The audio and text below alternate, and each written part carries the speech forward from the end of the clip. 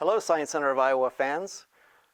We want to keep your science skills sharp during this time of coronavirus social distancing, so our team has assembled some of our favorite experiments and demonstrations for your pleasure.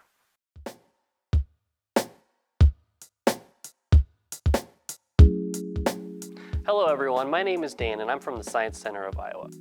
Today we're going to be talking about fire.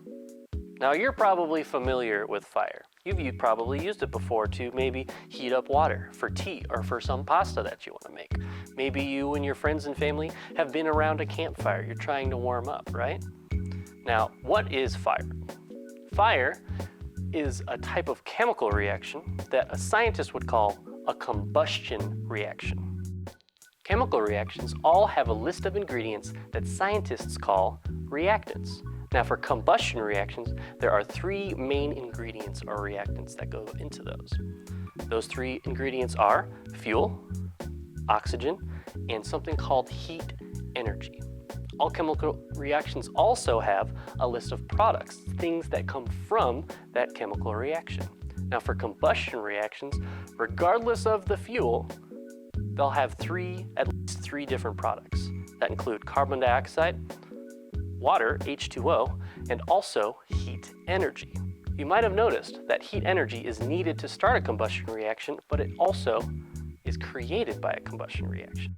So we're going to do a combustion reaction today using the fuel Lycopodium powder. Now if we look at this label, we see lots of things. We see the name of the fuel, we see that it's a powder, and we see right below it, it says highly flammable solid. Oh my goodness. What should we do with this fuel? Perhaps we should light it on fire. What we're going to do is take a few scoops of this Lycopodium powder and put it into our tempered glass Pyrex dish here.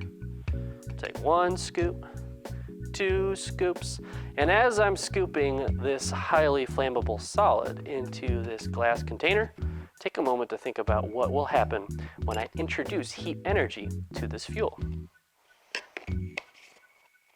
So we have our fuel, we have the oxygen in the air, and we have the heat energy which will be introduced through this barbecue lighter.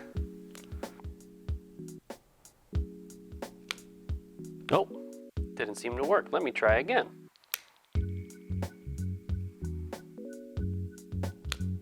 It doesn't seem to be lighting on fire. We saw on that label it said highly flammable solid.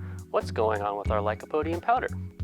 So what we can do to ensure that each of our particles gets enough oxygen is use this very cool tool that scientists assembled here at the Science Center of Iowa called a squeezy poofy thing.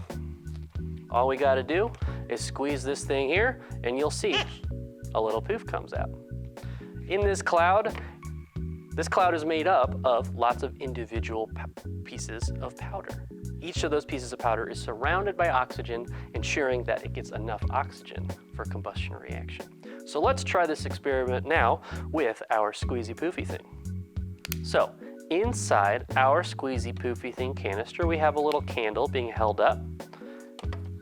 And at the end of this tube is a funnel stuffed with that Lycopodium powder. When I compress this, it increases the pressure inside this tube, sending air flying out along with that Lycopodium powder.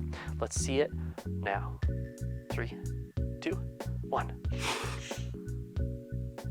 Wow.